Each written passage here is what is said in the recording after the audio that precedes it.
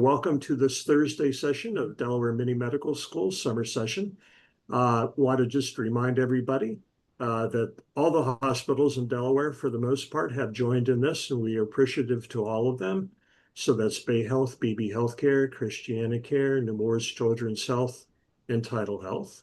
And our presenter today is presenting from an active room in the hospital. And there may be some overhead intercom noise in the background. There might be people in the background. And this is the real world here. So don't be surprised. And I've prompted our presenter to just stop presenting while people are milling about or there's overhead noise, and she'll start when it calms down. All righty, let me go on to the next slide. Just to remind, there are no tests or grades. You need to stay to the end of the presentation. You can leave when the Q&A part starts. The sessions and presentations are all available at delawareminimed.org, and usually about 24 hours after the session is concluded. If you have any problems, you should contact not me, but nsabine at delamed.org with questions. And especially if you are watching via YouTube, you need right now or at the beginning of the presentation to email Nicole and let her know that that's how you're presenting. So today we have diagnostic imaging presented from the busy Bayhealth. And our presenter is Becky Robinson. She's a Sussex clinical preceptor, and I'll let her tell you what a preceptor is. With Bayhealth Diagnostic Imaging, she got her associate's degree in radiology from Del Tech Community College in 2010 and a bachelor's degree in health science from Wilmington University just last year in 2024. And at this point, I'm going to be running the presentation today. So I'm going to stop sharing this and pull up Becky's presentation and turn it over to Becky. So hold on for a second here. How many things can I manage at one time? All right, Becky, over to you. All right. Just waiting. There it is. Okay. So, yes, my name is Becky, and today I'm just going to talk to you about diagnostic imaging, seeing inside. What is that? And I will have to tell Mr. Gibbs when to change the screen for me, so you can go ahead and change for me. So, a little bit about me. Like he said, I'm a registered radiologic technologist with a bachelor's degree in health science. I have been doing this for 15 years, and I'm currently Bayhealth's clinical preceptor for the students that attend the radiology program through Del Tech. So, when the students come to the hospital, I'm in charge of them to make sure that they are following the protocols and making sure that they're getting their education done here. I just kind of wanted to tell you a little bit about how I got here. I didn't necessarily take the short way to be where I am today. I finished high school in 2000, and I was very unsure on what career I wanted to focus on. I didn't have the push or guidance from anyone to really help me see any pathways that fit me. So I just kind of worked random jobs until I landed my first healthcare job. I started working at an eye care center here in Delaware, and I was helping patients with their glasses, fitting glasses. It's here where I knew that I wanted to do more. I actually met a patient that was in the radiology field, and we had a conversation about x ray, and I was immediately interested. She gave me all the information I needed to register for classes, and it really inspired me to do more. I went back to school and graduated from Delaware Technical Community College in Georgetown in 2010 with my associate's degree in radiology. And then fast forward 12 years later, I decided to go back to school and get my bachelor's degree in health science. To be an X-ray tech, you don't need a bachelor's degree. Your associate's degree is what we use for our certifications. But I just wanted to be able to further my education further so that I could expand. And that leads me to where I am today. I just want to show you a healthcare career path that sometimes gets overlooked. I think this is one of the most exciting fields to learn, and I want to give you a little glimpse into the world of radiology. You can switch now.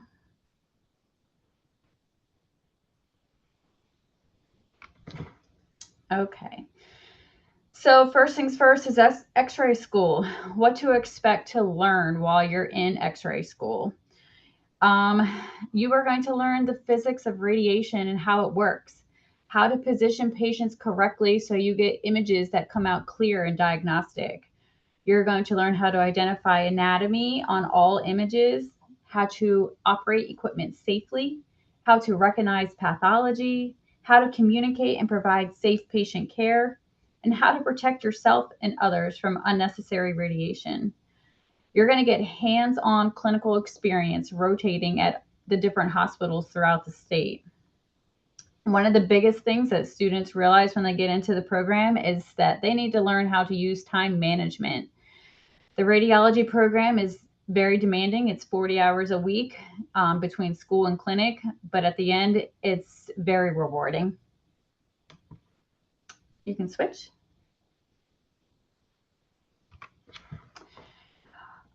So first, is radiation safe? Yes, it is safe if used properly. And that's why we go to school. We get our degree in this to make sure everybody's safe. Um, you get radiation already every single day. You get radiation from the sun just walking outside. You receive radiation taking an airplane ride. You even receive radiation living at higher altitudes. When you're receiving an x-ray, you're just getting a little bit more than you're of something that you're already getting every single day.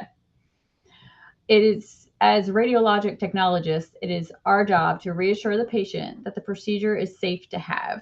We are trained on how to protect them from receiving the least amount of radiation and also how to protect ourselves.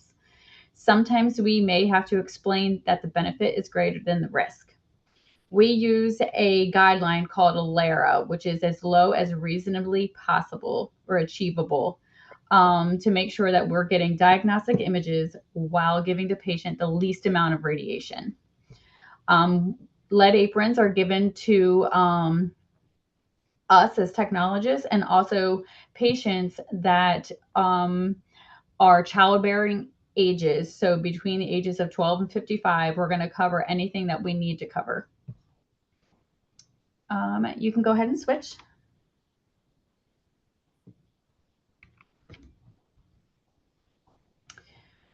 So what is diagnostic imaging? The technical term for it is refers to the techniques and processes used to create images of the human body for clinical purposes or medical science. We help in diagnose disease, guiding treatments, and monitoring conditions. But what does this really mean? It basically means that we see inside the human body. Imagine your body is like a mystery novel and the doctors are the detectives. They need clues to figure out what's going on inside. So we use different imaging techniques to help the doctors diagnose those illnesses. We always hear about patients being diagnosed with things like cancer and fractures and even COVID. But how do the physicians get to these diagnoses? Well, sometimes they need help from the imaging department. You can switch.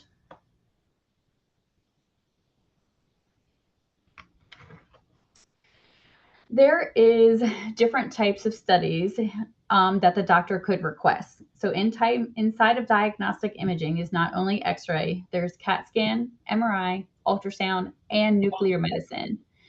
These are all called modalities, and all of these modalities use a different type of imaging to look at different anatomical structures. There's different circumstances that would be recommended on which one to use. I'm only certified in X-ray, but I am going to touch a little bit on the other images or other areas that you could train into. Starting in x-rays just the beginning of a career path that can go in many directions. The possibilities are endless. You can go to the next slide. So what is x-ray? X-rays are forms of electromagnetic radiation. They travel at high energy that passes through the body, creating images on special detectors. This ability to see inside the body is why x-rays are so important in medicine. They allow doctors to diagnose broken bones, infections, and other internal conditions without surgery. So think of x-ray as a quick burst of energy. You can't see it, you can't feel it, and you can't hear it, but it passes through the body and creates pictures of the inside. Dense things in the body, like bone, show up white on the pictures, and less dense things show up as air, or less dense things such as air show up black. And then it creates a gray scale to differentiate between the different anatomical parts. Next slide.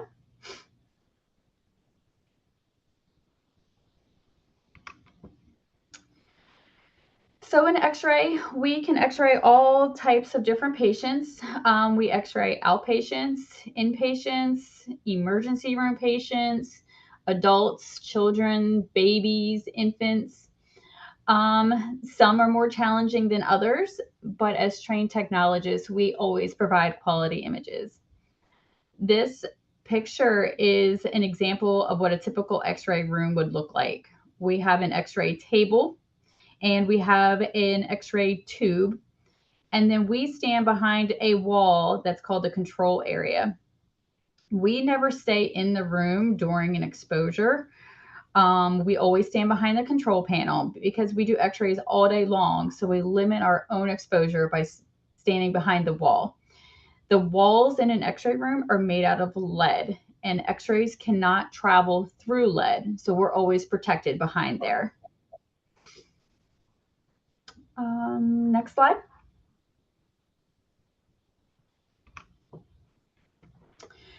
So these are some examples of some common x-rays that we may get to do every day. The first one in the top is a hand. You'll see that x-ray focuses mostly on the bones and the air inside the body. X-ray does not show vessels or organs unless that organ is highlighted with a special contrast material. So the hand, you can see the bones and the soft tissue. And then below that is a skull. So we can see the outline of where the orbits may be. We can even see the teeth because they are high density parts in the body. The image next to it is an entire leg from the hip joint all the way down to the ankle. And in the top corner is a cervical spine, or your neck. You can see a dark area in the top right corner. That is all air. And it goes down into the esophagus, or the trachea, and that's where the air goes down into your lungs. You can go to the next slide. So these are pictures of abdomens. You can see that the first image, you can see like an outline of the intestines. The reason that we can see that is because those intestines are filled with air right now. If it was not filled with air, you would not be able to see the intestines at all. The other image next to it is an image taken after the patient has had contrast, or it's called barium. So that barium fills inside the intestines, and then we can see the entire GI tract.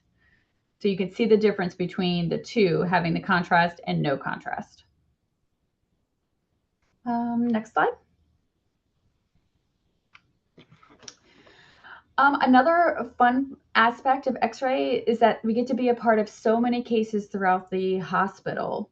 One area we get to help in is the operating room. When we're in the operating room, we use a machine called a C-arm. It's still x-ray, but it's not regular x-ray. It's called fluoroscopy. It's live x-ray. It's kind of like taking a live video so the surgeon can see inside the body. Common procedures that we would use this for in the operating room is fractures, kidney stone removals, spine surgeries or repairs, joint replacements, and even cardiovascular procedures. They use us to make sure that screws and rods and plates are going into the right place. Um, we also use a C-arm in heart procedures to ensure that wires and catheters are inserted correctly into blood vessels. When we're in the OR, we're part of a surgical team. Our role is to set up the C-arm and take real-time images. It's also our responsibility to keep everyone safe from unnecessary radiation by making sure everyone in the room is wearing a lead apron.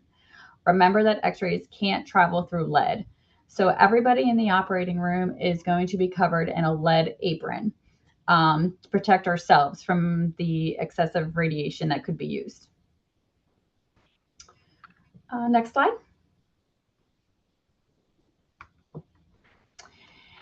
Another fun aspect of X-ray is sometimes we can do our X-rays portably.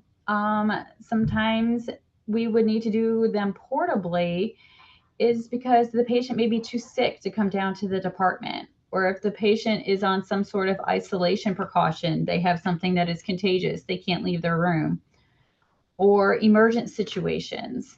The portable machine, the one on the screen, is one that I use every day. It looks just like a robot on wheels.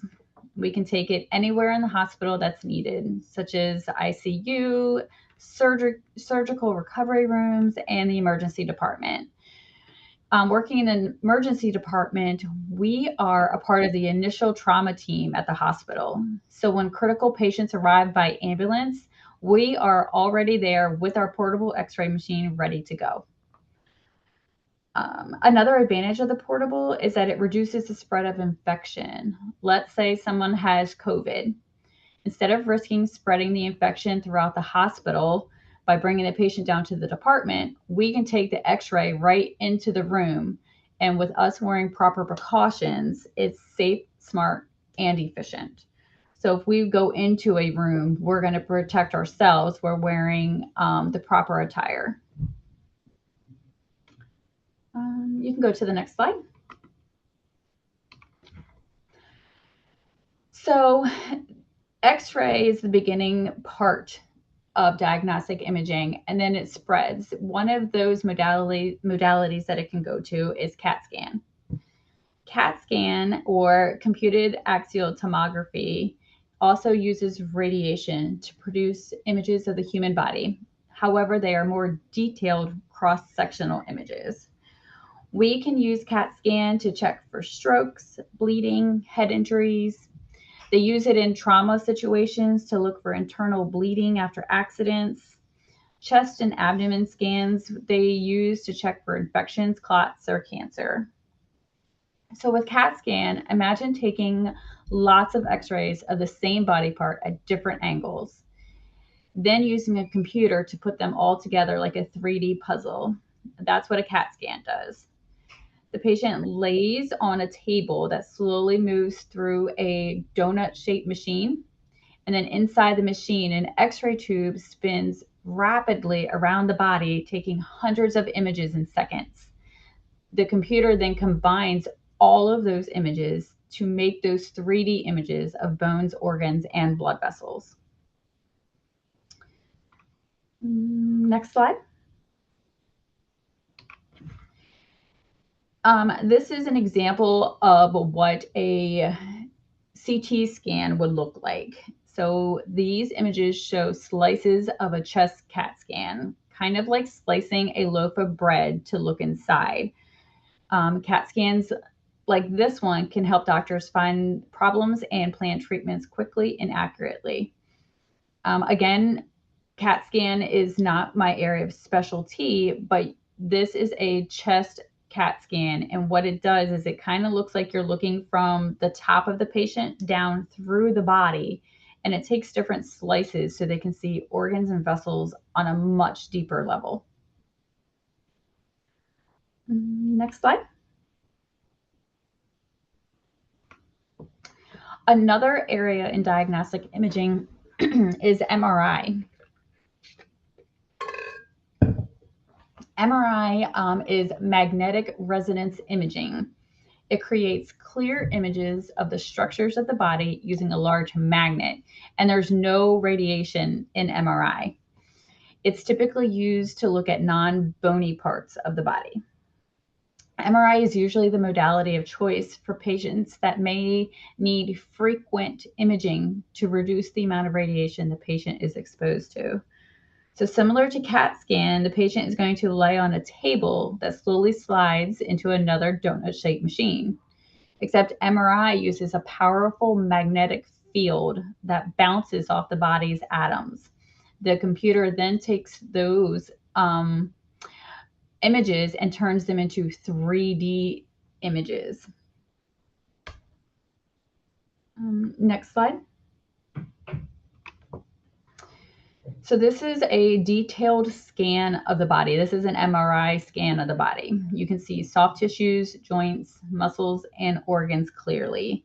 So yes, you can still see bone in an MRI, but it's usually geared towards more soft tissue like ligaments and tendons and things like that. We use these a lot to diagnose tears in shoulder joints or knee joints, things like that. Next slide. Another modality that is common is ultrasound. Ultrasound uses high frequency sound waves to create real-time pictures and videos. Ultrasound can let providers see the details of soft tissues and vessels inside the body. Like MRI, ultrasound does not use any radiation whatsoever. Some typical things that they use ultrasound to see is babies inside the womb, heart function, organs like the kidneys, bladder, gallbladder. They can even look at the blood flow inside different vessels. So technologists will use a transducer to send sound waves into the body. Those sound waves bounce off organs and tissues, and then a computer then turns those echoes into live images. Ultrasound is safe, quick, and painless. It's like a little sneak peek inside. Next slide. So this is the most common ultrasound that patients are excited to see, and this is a baby inside the womb. In this image, you can see the outline of the head and the nose. You can see that the baby has their feet up in the air. You can see their spine. If this image was live, you'd even be able to see the heart flutter or the feet move or moving its hands. Next image. One of the other areas of diagnostic imaging that isn't really known is nuclear medicine. Nuke med does use a form of radiation, and they're called radio tracers. Those radio tracers are then injected, swallowed, or inhaled into the body. Nuke med shows how organs or tissues are working. So in contrast to regular general X-ray, X-ray takes a picture of the body, and Nuke Med watches your body in action. So when X-ray, we take the radiation and we take a picture with radiation. In nuclear medicine, it's kind of the opposite. The patient will get radiation injected into them through an IV, or they're going to eat it or even inhale it through the nose. And those radioactive tracers travel throughout the body and goes to the organ or the area that the doctors want to check. And then a special gamma camera takes pictures of the tracers glowing inside the body. And it results in a time-lapse video showing how the body's functioning. So this is more of like a function scan. Next slide, please. So when the patient receives those radio tracers, they travel within the body and they create hotspots in the areas that have weakened cells. Those hotspots show up in bright colors, which could mean anything from an injury, an infection, arthritis, or even cancer. So it just kind of gives the doctor an idea of where to focus at, where those weakened cells at, where they need to start doing other tests to determine what is wrong with the patient. Next slide.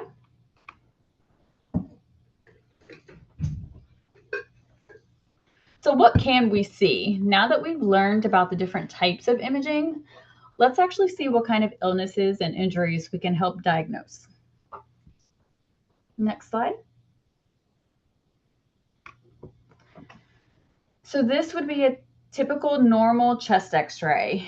You can see that the dark areas on both sides of the lungs. Remember that the lungs are filled with air, and we can see air on x-ray. So that's why we can see the lungs. The bright white area in the middle, the larger area, is the heart over there on the left side. You can also see structures like the ribs and the clavicles. You can see the vertebral column going down the middle. So that's a normal chest x-ray. And on the next slide,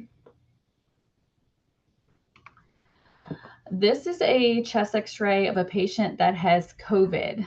So you can see the difference in the clarity of the lungs. These lungs look like they're cloudy with white patches. COVID affects people's lungs to the point where they're hospitalized. Taking x-rays during the COVID-19 pandemic was a serious and emotional experience for all healthcare workers. We were constantly putting ourselves at risk to help others, but we did protect ourselves by wearing proper attire. So anytime that we went to go do an x-ray on a COVID patient, we made sure that we were wearing masks, gowns, gloves, goggles, and even hair caps. It was completely exhausting both mentally and physically, but it was incredibly meaningful to go through that with the fellow healthcare workers here. But this is what a lung field would look like on a patient with COVID. Next slide. This is another example on why X-ray is so important. In this image, we can see something abnormal on the right side of the chest. And unfortunately, that is lung cancer. A chest X-ray is one of the first tools doctors use to check for cancer.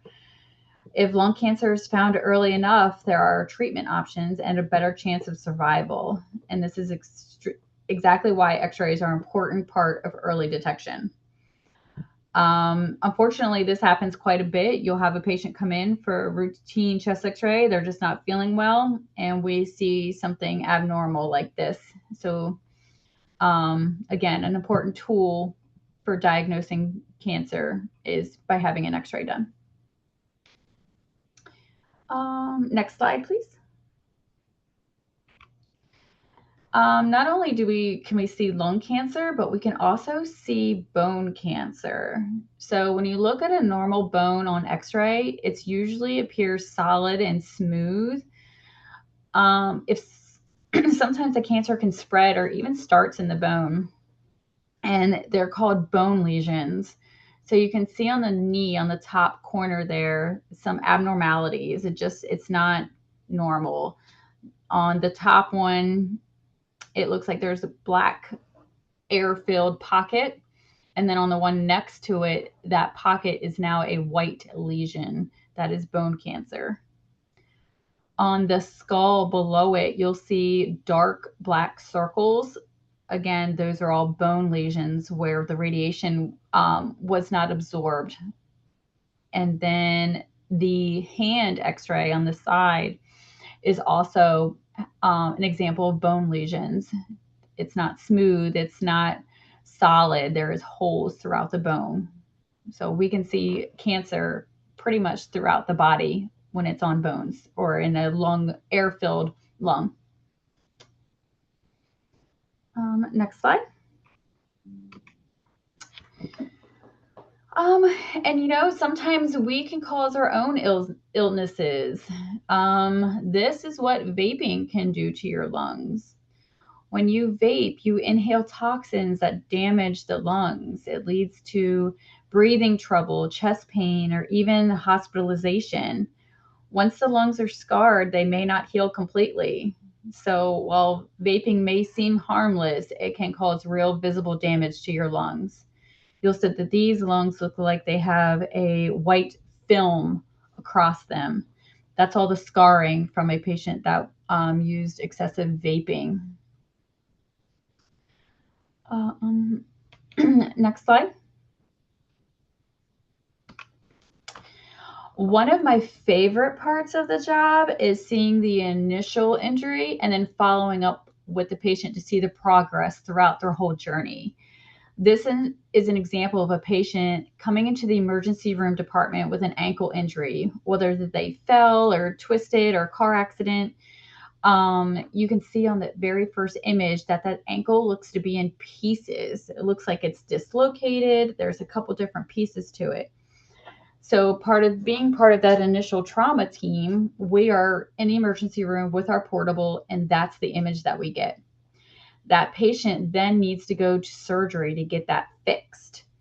So we get to go to that as well. So we see them when they come in from the initial injury, and then we get to go to the operating room to see their ankle get fixed. And that's what this one looks like here. They put a couple screws into the tibia, and then they put a whole plate on the side of the fibula with even more screws to kind of keep everything in line. So that's one of my favorite parts of it, is just watching that progress, going from that significant of an injury to being back on their feet. Next slide. So this is just an example of a common image that a lot of us are guilty of doing. We all are on long car rides. We put our feet up on the dashboard, but it's probably the most unsafe way to position ourselves in a vehicle. If this car were to be in an accident, that patient could be severely injured or worse. The next image that I'm going to show you is exactly what happened to this patient. She had her feet up on the dashboard and she was in a car accident, and she had significant injuries. You can go to the next slide. This is what happened to her pelvis. So she ended up with a broken left femur, and her right femur became completely dislocated and exited out of her leg. So, as traumatic as it is for her, again, this is another significant reason on why X-ray is so important. We got to be there in the emergency department to take this picture. It's one of the coolest part about X-ray. You can go to the next slide. So, seeing inside just basically means we can see so many things. We have one goal, and that is to help treat and diagnose patients. Our commitment is to patients and the community. Thank you, everyone, for taking time to learn about what diagnostic imaging is. I hope you learned something. From here, I guess we'll do any questions. All righty. Thank you very much. Thank you. Nicole, I don't see any questions open right now. I currently don't either. They'll probably start to come in. Just as a reminder to the participants, we don't use the raise hand feature. Make sure you're putting your questions in the Q&A. I did see that pop up a few times, so maybe they have questions, they just haven't put them in. One thing I did want to say is I really do appreciate you mentioning the use of like when you put your feet on the dashboard. I remember that was brought up to me a few years ago because again, people think like, oh, it's just comfortable. You see people on the road all the time, especially on road trips doing that. And then it was explained to me that like, no, you could actually your bone could have dislocated or you could be paralyzed. So when that taught me, I was so scared I never did it again. I know. I tell my children all the time, I'm like, beat down, beat down. Yeah. Mm-hmm. So that was something I definitely appreciated seeing. One thing that was like news to me, I didn't know that. I've had my fair share of X-rays, CT scans, MRI, and all that, but I didn't know that the control area was made out of lead. Yeah, so that whole X-ray room is actually lead lined. Oh, The wow. whole room. So it goes up to 8 feet of lead inside the wall so that when you're walking by those lead, the x-rays that we're taking don't go through the wall.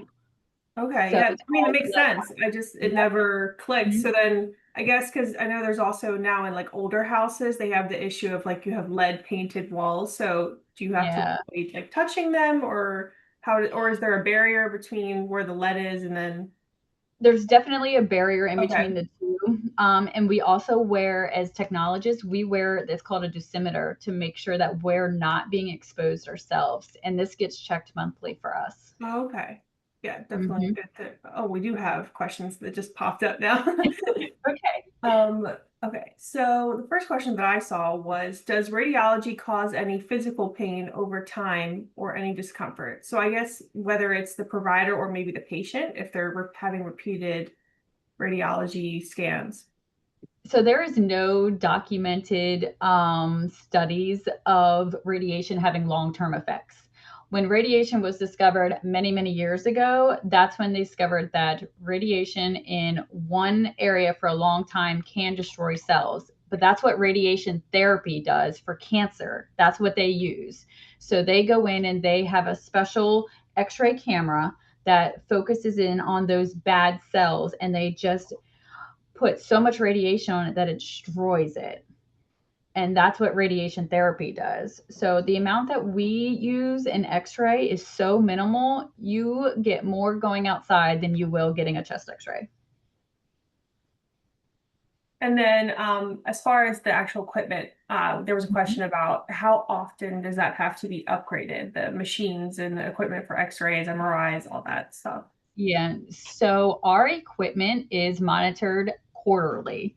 So they come in and they check it, make the physicist will come in and make sure that the proper amount of radiation is being produced so that we're not over or underexposing a patient. But the equipment itself, we do daily, it's called quality assurance. We do daily quality assurance on it. And it can last for years. I think I have a room right now that is like 15 years old. Oh, wow. Hmm. And then, would you want to talk a little bit about, I guess, maybe you had said at the beginning, but your path to become a radiologist? Spolman was asking, like, how does one pursue a career related in Sure. diagnostic imaging? Yeah. So Delaware Technical Community College offers a radiology program. We have one in Georgetown and we will have one in Newcastle. So basically, it's an associate's degree, but you have to have so many prereqs before you get into the program. So you will take your anatomies and your physiologies and your chemistry and all that, and then you'll apply to get into the program. You have to have a certain GPA and you have to go through an interview process to get into the program. Once you're in the program, you will do didactic classes at the college, and you'll also, as a first year student, go out to the different hospitals 2 days a week, work an 8 hour shift, and learn on the job x ray. And then when you become a second year, you're going to have 2 days of didactic classes and then 3 days of actual clinical experience. So it's a demanding 40-hour a week for 2 years to get your associate's degree.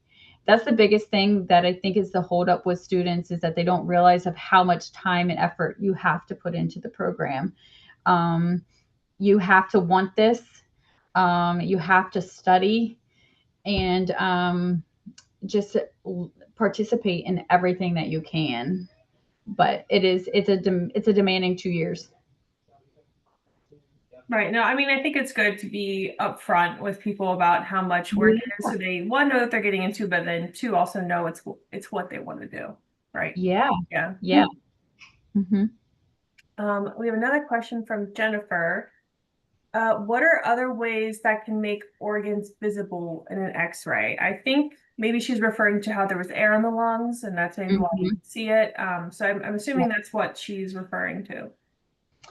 Yeah, that's really so with just general x-ray, air or having contrast. So that contrast, like I said, is called barium. We do procedures called like an esophagus or esophagram or an upper GI where they'll be standing and they'll drink the contrast. The contrast shows up because it's so dense And once you drink it and we radiate it, it shows up white. So if you drink it, it's going to go, we're going to see it go all the way from the mouth down the esophagus into the stomach. And that's the only way really for X-ray to highlight organs. We can't see any other organs without the enhancement of that.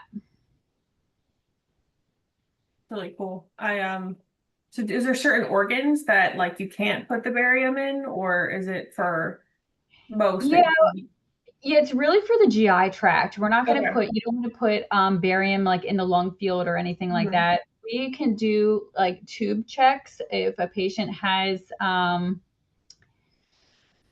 sometimes a patient will have, it's called a neph tube. A patient will have a tube put into their kidney. If they want to make sure that that kidney is working correctly, or that tube in the kidney is working correctly, we'll put a different type of contrast in there. It's usually omnipaque, and we'll inject it into that tube and it'll highlight the kidney. So different contrast for different organs. Yeah, that makes sense. Oh, we have a, I guess, follow-up about the educational side of becoming field. So someone asked, does a bachelor's degree in biology speed up the process at all, or do you have to do everything through Del Tech? The only thing that it would help you with is getting those prereqs done. So that would help with your first 2 years of prereqs. It won't have anything to do with the associate's degree of radiology.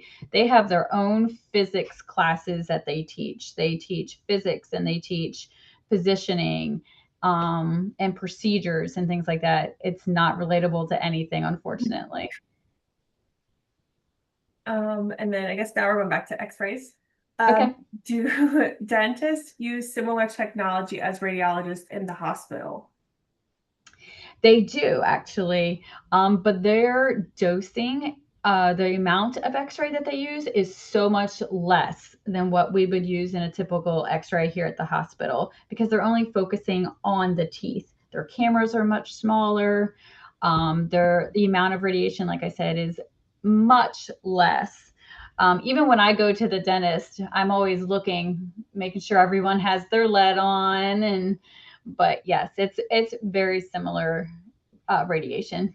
And then I know we touched on about this a little bit. We were talking about the lead walls, but this question wasn't specifically about X-rays.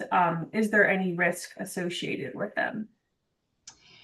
So no, again, there's no documented risk. The only thing that we take precaution on is X-raying pregnant women. We don't like to do it. There's no study. In the very beginning, they said that the first trimester is the most vital part for a baby. That's when things are growing. That's when things are forming. We don't want to radiate the belly in the first trimester. When they get past that first trimester, it's probably a little bit more safer. We do X-ray pregnant women, but we will put those lead aprons that I was talking about over top of the belly. And then if we have to X-ray their hand, it's fine. They're far enough away. But that would be the only risk. And that's explained to the patient. They have to sign and give us permission to even do it. Yeah.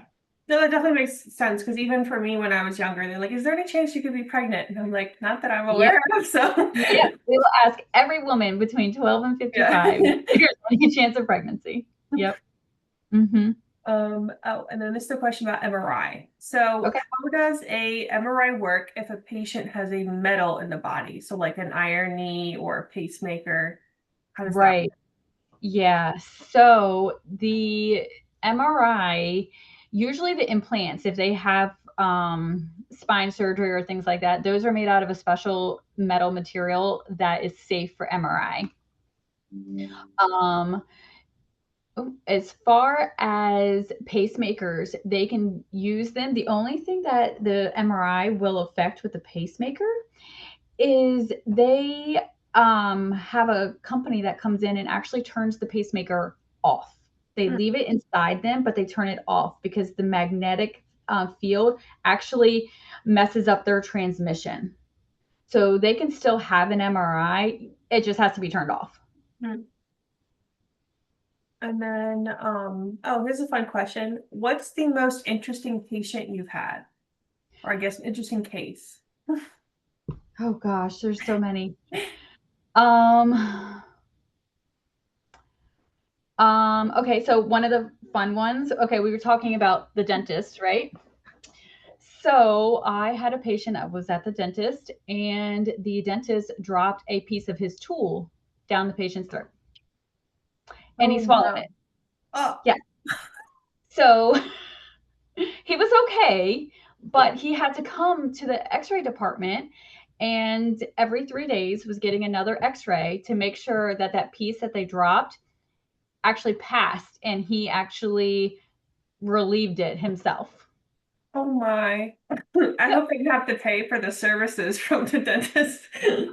I would hope not after that. Oh Yeah. wow. Hmm. Yeah. And then do you know if he ended up passing it or did He you? did. Okay, at least there's He that. So did. he didn't have to go through like Nope. surgery or He anything. was fine. He ended up being fine, but we got to be good friends for a couple weeks there. This is Wow. funny. What'd you say, Tim? Wow. Oh. Yep. That's what we said too. I had to have the patient explain it to me twice. I'm like, wait, what happened? Yeah. You like didn't believe it that it happened. Yeah. It was so random. Hmm.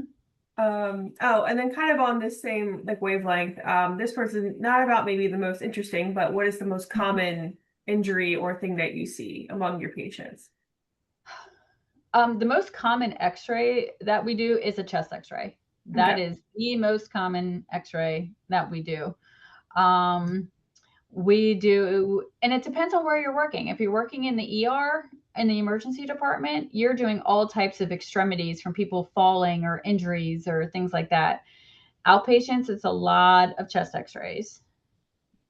And is there a particular like condition or x-ray like or injury that you're seeing with the chest, or is it just a generic like checkup on the x-ray or on the chest? It's usually because people have a cough or they're having trouble breathing or just overall sickness. They just want, or they have a fever of an unknown origin. They don't know why this patient has this fever. We'll do a chest X-ray just to make sure there's no fluid in the lungs or anything like that going on. And then I guess, oh, we're still following this train. What is the youngest patient you have worked on? Like maybe an infant or a child? Right, maybe 5 minutes old. Wow.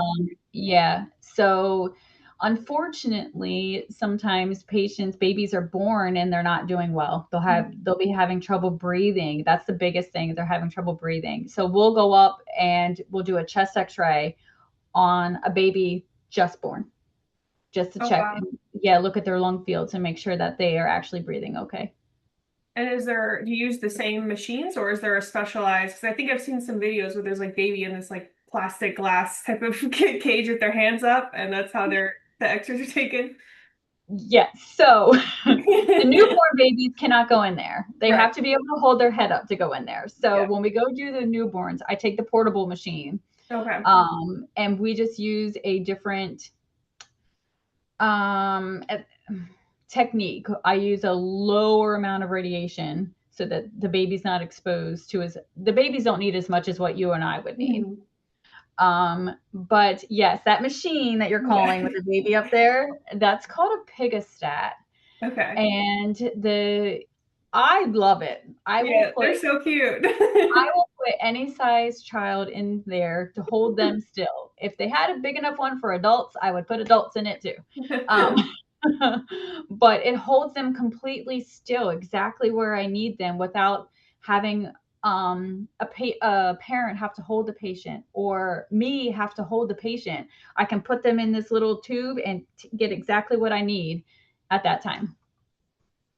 Yeah, it's really cool. Yeah. Yeah, I know. I love seeing the babies, and those I've seen so many videos, and they're just like happy sitting in that little like glass plastic thing. They're not always happy. No, maybe these are just the cute videos where they're smiling. Yes. Yes. Uh-huh. And then I do see one other question. This is, I guess, more about the difference between two different types of positions. So this says, what's the difference between a ultrasound tech and a sonographer? They are the same. Oh, there you go. Yep. They Easy. are yep. Sonographer is like the technical term. So like X-ray tech, we are radiographers. We take Mhm. pictures with radio waves. Sonographer, it takes pictures with sound waves. And then I know that the ultrasound techs, they could work with other patients, but I know they work a lot with pregnant people. And then you mentioned about using X-ray only maybe into the second trimester. Is there like a certain time where you were like, maybe we should be checking an X-ray for them? Like, is there a specific like condition that's coming about that you want to check on, or just see how the development is going? So no, we don't recommend X-raying the abdomen of a pregnant woman at all. At all. Okay. At all. We'll do other parts of the body when they're further along in their pregnancy. We'll only X-ray in that first trimester if it's absolutely necessary. Again, the benefit has to be greater than the risk for us to do it. And even as X-ray techs, we have that right to say, no, I'm not X-raying this person. It's our job to protect the patient. So if the doctor orders something that I don't think is necessary, it's going to overexpose a patient. We don't have to do it. Right. Yeah, I just wanted to clarify because I was like trying to gauge about the trimester thing. Yeah. I know one question that we get a lot from our for our speakers is about kind of just like the day in the life of your position. Like, Sure. I wake up, my shift starts at X o'clock, and then this is how many patients I might see. Do you maybe want to walk us through what your kind of average day looks like? Yeah. So my average day is a little bit different than a typical X-ray tech, and that's because I'm the clinical preceptor here. I work Monday through Friday, 8 to 4:30. And I have to work that because I have to be here when the students are. So I got lucky with that. But a lot of our technologists here work variable 12-hour shifts. They may come in at 6 o'clock, work till 6 p.m.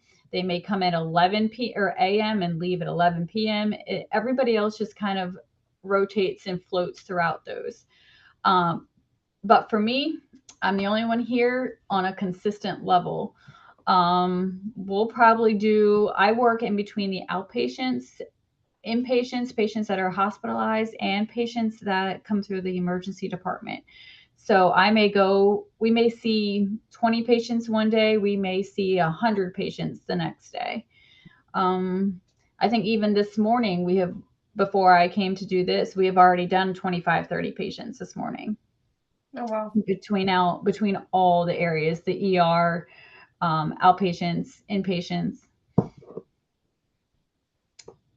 All righty. Well, thank you very much, Becky Robinson. It was a great presentation, and we thought there might be noise and activity, and there's been none. So Yeah, can tell you just never know.